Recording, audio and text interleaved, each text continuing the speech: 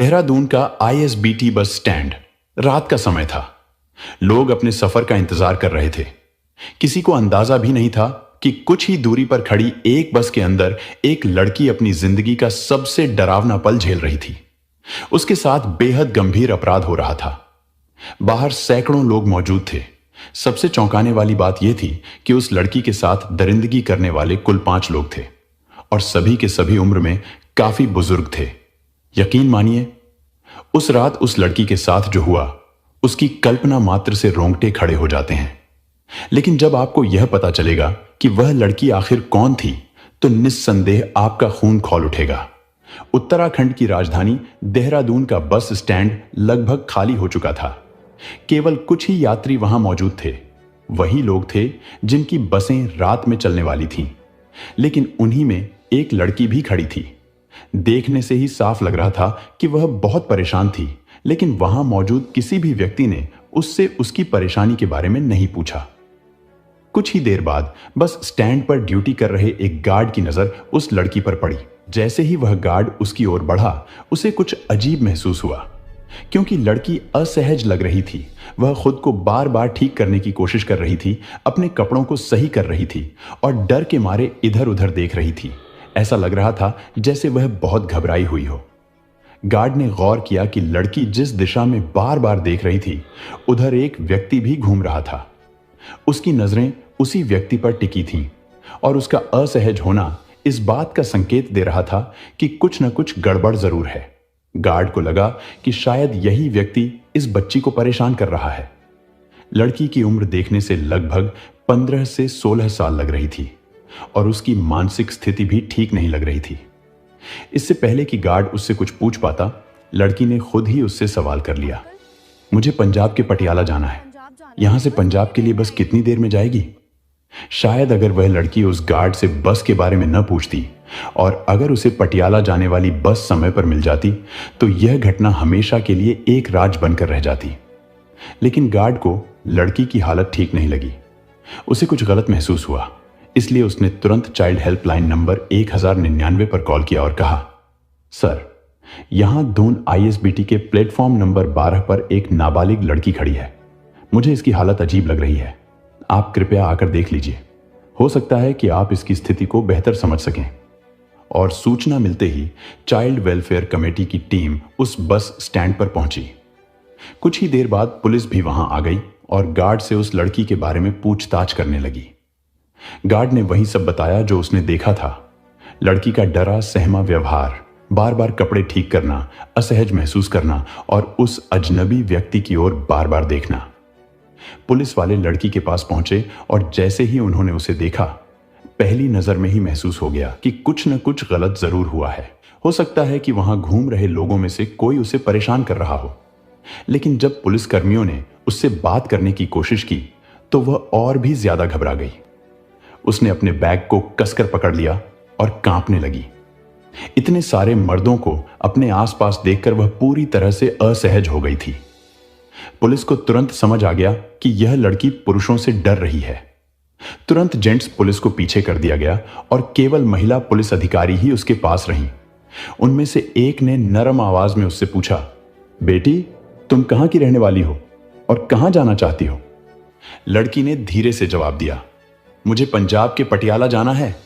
महिला पुलिस अधिकारी को महसूस हुआ कि लड़की बहुत ज्यादा घबराई हुई है, इसलिए उसने और भी नरमी से पूछा, बेटा, तुम यहां अकेली आई हो या कोई तुम्हें यहां लेकर आया था?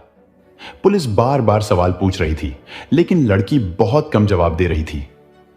उसकी हालत देखकर यह साफ था कि वह किसी बहुत बड़े डर के साए में थी।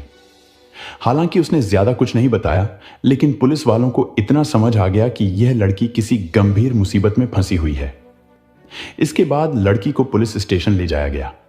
वहां पहुंचते ही महिला पुलिस अधिकारी को एहसास हुआ कि वह बहुत भूखी थी। तुरंत उसे खाना दिया गया, पानी पिलाया गया। पुलिस वालों ने यह ध्यान रखा कि उसे किसी भी तरह का दबाव महसूस न हो। खाना खाने के बाद जब वह थोड़ा रिलैक्स हुई, तो महिला पुलिस अधिकारी ने फिर से उससे बात करने की कोशिश की, लेकिन वह इतनी ज्यादा डरी हुई थी कि किसी से भी बात करने के लिए तैयार नहीं थी। उसकी चुप्पी बता रही थी कि वह किसी बहुत बड़े सदमे में है। वह पुलिस स्टेशन के एक कोने में चुपचाप बैठी हुई थी। उसके साथ जो दरिंदगी हुई थी उसके बारे में बताने के लिए ना तो उसे कुछ समझ आ रहा था और ना ही वह इतनी हिम्मत जुटा पा रही थी कि किसी से कुछ कह सके। अगली सुबह पुलिस ने उसका ट्रीटमेंट शुरू करवा दिया। डॉक्टरों की देखरेख में उसका इलाज चलता रहा। 2 दिन तक उसकी हालत में थोड़ा सुधार हुआ। फिर तीसरे दिन महिला पुलिस अधिकारी दोबारा उसके पास पहुंची। इस बार जब उन्होंने उससे पूछताछ शुरू की तो लड़की ने कांपते हुए धीरे से कहा, मेरे साथ गंदा काम किया गया है। यह सुनते ही महिला पुलिस अधिकारी को समझ आ गया कि उसके साथ दरिंदगी की गई है। उन्होंने तुरंत उससे नरमी से पूछा, बेटा यह सब तुम्हारे साथ कहां हुआ? लड़की कुछ कहने की कोशिश कर रही थी, लेकिन जैसे ही उसने अपने साथ हुई हैवानियत के बारे में बताना शुरू किया, वह फूट फूट कर रोने लगी। उसके शब्द लड़खड़ा रहे थे, आवाज कांप रही थी। उसकी हालत देखकर महिला पुलिस अधिकारी का दिल पसीज गया। उन्होंने उसे संभालते हुए दिलासा दिया, बेटा तुम डरो मत, अब सब ठीक हो जाएगा। तुम्हें घबराने की जरूरत नहीं है और जो कुछ भी तुम्हारे साथ हुआ उसे भूलने की कोशिश करो। हम उसके बारे में तब तक बात नहीं करेंगे जब तक तुम खुद इसके लिए तैयार ना हो। काफी देर तक समझाने बुझाने के बाद लड़की थोड़ा शांत हुई। फिर अगले दिन पुलिस ने दोबारा उससे पूछताछ की, लेकिन इस बार उसने जो बताया वह दिल दहला देने वाला था। लड़की ने बताया कि उसके साथ कई लोगों ने मिलकर गंदा और घिनौना काम किया है, यानी उसके साथ गैंगरेप हुआ था। यह सुनते ही पुलिस वालों के चेहरे पर गुस्सा और चिंता दोनों आ गए। लड़की ने बताया कि यह सब उत्तराखंड के देहरादून बस स्टैंड पर हुआ था। अब क्योंकि यह बस स्टैंड था, वहां पर कैमरे लगे हुए थे। यही सोचकर पुलिस ने तुरंत बस स्टैंड पर पहुंचकर जांच शुरू की। लड़की उन्हें वहीं मिली थी, इसलिए पुलिस ने अपनी इन्वेस्टिगेशन भी वहीं से शुरू की। जांच के दौरान जब पुलिस ने फुटेज खंगाला तो उन्होंने देखा कि बस स्टैंड पर शुरू में कई लोग मौजूद थे, लेकिन जैसे जैसे रात गहराती गई वहां मौजूद यात्रियों की संख्या कम होने लगी। थोड़ी ही देर में वह लड़की लगभग अकेली रह गई। इसी बीच एक संदिग्ध व्यक्ति बार बार उसके आसपास मंडराता हुआ नजर आया। पुलिस को उसकी हरकतें संदिग्ध लगी। वह व्यक्ति बार बार लड़की की ओर देख रहा था और लड़की भी असहज महसूस कर रही थी।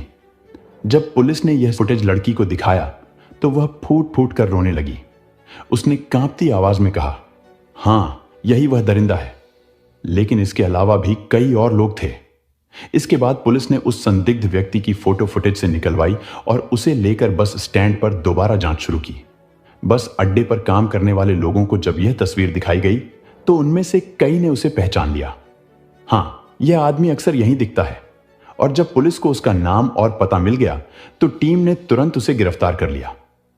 पूछताछ के दौरान पहले तो वह इधर उधर की बातें करके पुलिस को गुमराह करने की कोशिश करता रहा, लेकिन जब सख्ती से पूछताछ की गई तो उसने एक ऐसी सच्चाई बताई जिसे सुनकर पुलिस वालों का भी खून खौल उठा। उसने बताया कि 12 अगस्त 2024 को शाम करीब 4 बजे दिल्ली के कश्मीरी गेट बस अड्डे पर वह लड़की अकेली खड़ी थी। वह घबराई हुई थी और यात्रियों से पूछ रही थी कि पटियाला जाने के लिए कौन सी बस लेनी होगी। दिल्ली के कश्मीरी गेट ISBT में सैकड़ों बसें खड़ी रहती हैं और वे अलग अलग शहरों की ओर जाती हैं। लड़की थोड़ी कंफ्यूज थी, इसलिए उसने वहां खड़े एक अजनबी से बस का पता पूछा। वह अजनबी और कोई नहीं बल्कि वही दरिंदा था जिसे पुलिस ने गिरफ्तार किया था। उसने चालाकी से लड़की को बहकाने की कोशिश की।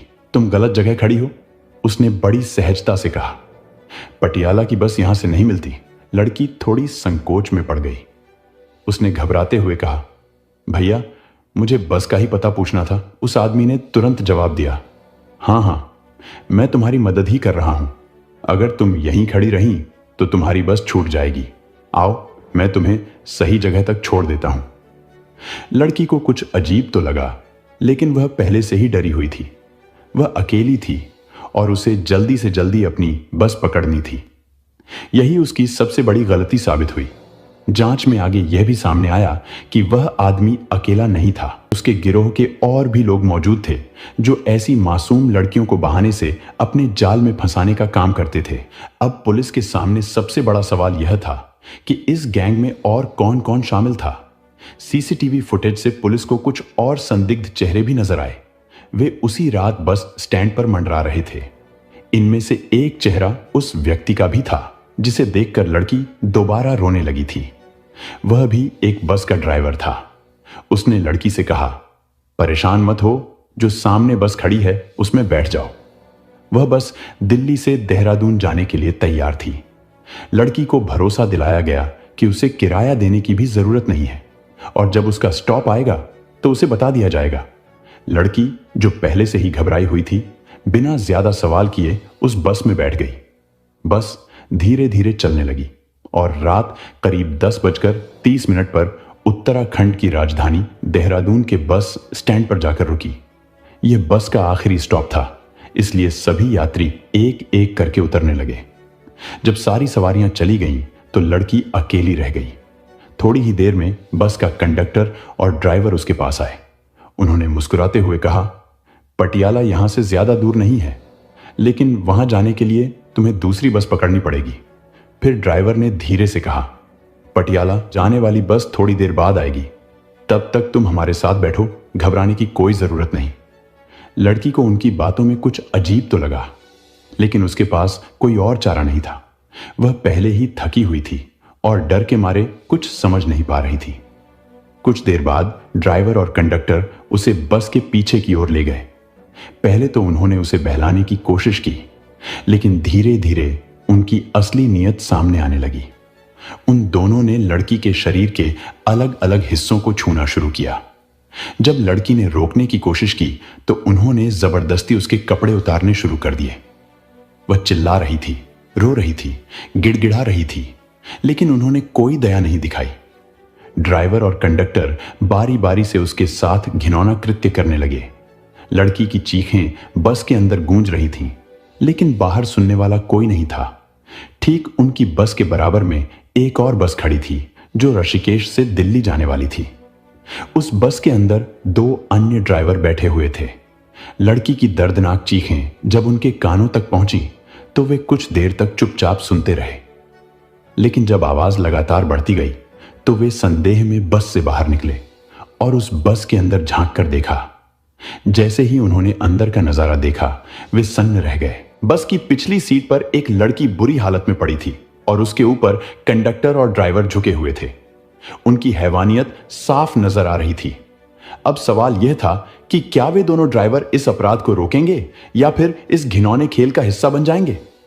अब यहां पर होता यह है कि वह दोनों ड्राइवर भी उस बच्ची की मदद करने के बजाय उल्टा यह कहते हैं कि अब हम भी इस लड़की के साथ ऐसा ही करेंगे। इस पर पहले दोनों कंडक्टर और ड्राइवर ने कहा कि कोई बात नहीं, आपको भी जो करना है करो, और इसी तरह लगभग 2 घंटे का समय बीत जाता है। उस लड़की के साथ लगातार ऐसे ही गंदा और घिनौना कृत्य होता रहता है, यानी वह चारों उस लड़की के साथ बारी बारी से बलात्कार करते रहते हैं। लेकिन तभी उस गाड़ी का कंडक्टर जो उस लड़की को दिल्ली से अपने साथ लेकर आया था, वह कहता है कि मेरे पास टिकट के कुछ पैसे हैं, मैं यह पैसे कैशियर के पास जमा करके आता हूं। इतना कहकर वह कंडक्टर चला जाता है। इधर यह तीनों हैवान ड्राइवर उस लड़की के साथ दरिंदगी करते रहते हैं। उधर कंडक्टर कैशियर के पास जाता है और जो टिकट के पैसे उसने पैसेंजर से यानी यात्रियों से कलेक्ट किए थे उन्हें जमा कराने लगता है।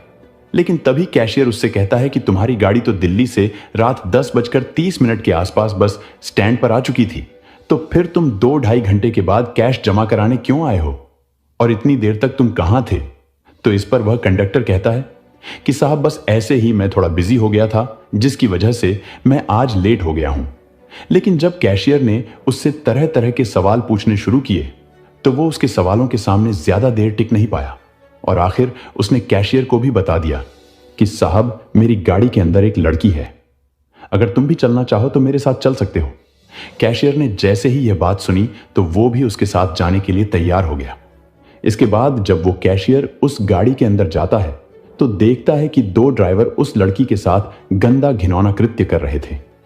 लेकिन जब उन दोनों ड्राइवरों की नजर कैशियर पर पड़ती है तो वो लोग कैशियर को देखकर कहते हैं कि पहले साहब को करने दो, हम लोग बाद में कर लेंगे। इसके बाद उस कैशियर ने भी उस लड़की को नोचना शुरू कर दिया, यानी उसने भी उसके साथ गंदा कृत्य किया। और इस तरह पहले कंडक्टर, फिर ड्राइवर, फिर उनके पास में जो गाड़ी खड़ी हुई थी उसमें बैठे हुए 2 ड्राइवर और आखिर में वो कैशियर। पांचों लोग मिलकर उस लड़की के साथ बारी बारी से सामूहिक बलात्कार कर रहे थे। और जब वो लड़की चीखने की कोशिश कर रही थी, शोर मचाने की कोशिश कर रही थी, तो वो लोग उससे कहते थे कि क्या तुम पटियाला नहीं जाना चाहती? यानी अगर तुम पटियाला जाना चाहती हो तो तुम्हें यह सब करना ही पड़ेगा। उस लड़की के साथ जो कुछ भी हुआ था उसे समझ पाना उसके लिए बेहद मुश्किल था। वह पूरी तरह से टूट चुकी थी, लेकिन किसी तरह वह वहां से निकलने में कामयाब हो जाती है या फिर उसे जाने दिया जाता है। और फिर डरी सहमी वह लड़की रूट नंबर 12 के प्लेटफॉर्म पर पहुंचती है और वहां बस का इंतजार करने लगती है। लेकिन तभी एक गार्ड की नजर उस लड़की पर पड़ती है। गार्ड देखता है कि एक संदिग्ध व्यक्ति जो कि कंडक्टर था बार बार उस लड़की के आसपास घूम रहा था और उसके करीब जाने की कोशिश कर रहा था। दरअसल उस कंडक्टर को अब डर सताने लगा था कि कहीं यह लड़की किसी को कुछ बता ना दे। वह चाहता था कि लड़की वहां से जल्दी हट जाए ताकि वह ज्यादा लोगों के बीच न पहुंच सके। लेकिन तभी गार्ड ने बड़ी होशियारी और सूझबूझ के साथ फोन कर दिया था। इसके बाद चाइल्ड वेलफेयर कमेटी के लोग वहां पहुंचते हैं, साथ ही पुलिस भी मौके पर पहुंच जाती है। इसके बाद पुलिस उस सीसीटीवी के आधार पर पहले उस कंडक्टर को अरेस्ट करती है और जब उससे पूछताछ की जाती है तो उसके दिए गए बयान के आधार पर 4 और लोगों को अरेस्ट किया जाता है। उन 5 के नाम की बात करें तो उनमें एक का नाम धर्मेंद्र कुमार, उम्र 32 साल, जो कि हरिद्वार के बंजारा गांव का रहने वाला है। साथ ही हरिद्वार के भगवानपुर का रहने वाला देवेंद्र, जिसकी उम्र 52 साल के आसपास है, और एक उत्तर प्रदेश के फर्रुखाबाद जिले के नवाबगंज गांव सिला का रहने वाला रवि कुमार। साथ ही हरिद्वार के बंजारा गांव का रहने वाला राज्यपाल, जिसकी उम्र 57 साल है, और एक देहरादून के पटेल नगर का रहने वाला राजेश कुमार होता है। उन 5 को अरेस्ट करने के बाद जब उनसे बारी बारी से पूछताछ की गई और जब इस घटना का खुलासा हुआ तो इस घटना के बारे में सुनकर पुलिस वाले भी सिहर गए थे। लेकिन सबसे बड़ा सवाल यह था कि आखिर वह लड़की कौन थी। जब इस बारे में उस लड़की से पूछा गया कि वह कहां की रहने वाली है, इस पर लड़की ने बताया था कि वह पंजाब के पटियाला की रहने वाली है। जब पुलिस जांच पड़ताल करती है तो पता चलता है कि वह लड़की उत्तर प्रदेश के जिला मुरादाबाद के मुड़ापारा थाना क्षेत्र के किसी गांव की रहने वाली है। इसके बाद देहरादून पुलिस ने मुड़ापारा क्षेत्र के उस गांव में जाकर उस लड़की के माता पिता से संपर्क किया। दरअसल वह लड़की मानसिक रूप से बीमार थी और उसके परिवार की स्थिति ऐसी नहीं थी कि वह उसका सही इलाज करवा पाते। हालांकि सरकार की तरफ से कई सुविधाएं उपलब्ध हैं जो इलाज में मदद कर सकती थीं, लेकिन गांव के हालात ऐसे थे कि ये सुविधाएं उनके लिए आसान नहीं थीं। न तो उन्हें पूरी जानकारी थी और न ही गरीबी के सामने उनके पास समय था। खैर, जो भी था, वह लड़की अक्सर घर से लापता हो जाती थी क्योंकि उसकी हालत ऐसी थी कि उसे खुद पता नहीं होता था कि वह क्या कर रही है या कहां जा रही है। कुछ महीने पहले भी जब वह गायब हुई थी तो करीब 15 दिन बाद बड़ी मुश्किल से मिल पाई थी। वह लड़की जिसके साथ 5 लोगों ने सामूहिक बलात्कार किया था, उसे तो ठीक से यह भी नहीं पता था कि उसके साथ कितना गंदा और घिनौना कृत्य हुआ है। फिलहाल 5 आरोपी अभी जेल में हैं। किसी की भी जमानत नहीं हुई है और यह केस अभी पेंडिंग चल रहा है। यदि हम उन 5 की बात करें तो उन 5 दरिंदों के लिए शब्द भी कम पड़ जाते हैं। ये सिर्फ अपराधी नहीं बल्कि इंसानियत के नाम पर कलंक है। इनकी उम्र और अनुभव ने इन्हें समझदार नहीं बनाया बल्कि इन्हें इतना बेशर्म और क्रूर बना दिया कि एक मासूम बच्ची की चीखें भी इनके अंदर इंसानियत जगा नहीं सकी। इन्होंने सिर्फ एक लड़की की जिंदगी बर्बाद नहीं की बल्कि समाज की उस संवेदना को भी रौंद डाला जो बेटियों की सुरक्षा की उम्मीद करती है। इन दरिंदों ने अपनी हवस की प्यास बुझाने के लिए एक बच्ची का जीवन नर्क बना दिया। लेकिन क्या इनकी आत्मा ने एक पल के लिए भी सवाल नहीं किया कि अगर यही दर्द उनकी अपनी बेटी को सहना पड़ता तो क्या इनके हाथ तब भी इतने बेखौफ होते? इनके मन में एक बार भी अपने घर की बेटियां नहीं आईं जो उसी उम्र की होंगी जिनके लिए ये पिता या संरक्षक बनने की जिम्मेदारी निभा रहे होंगे।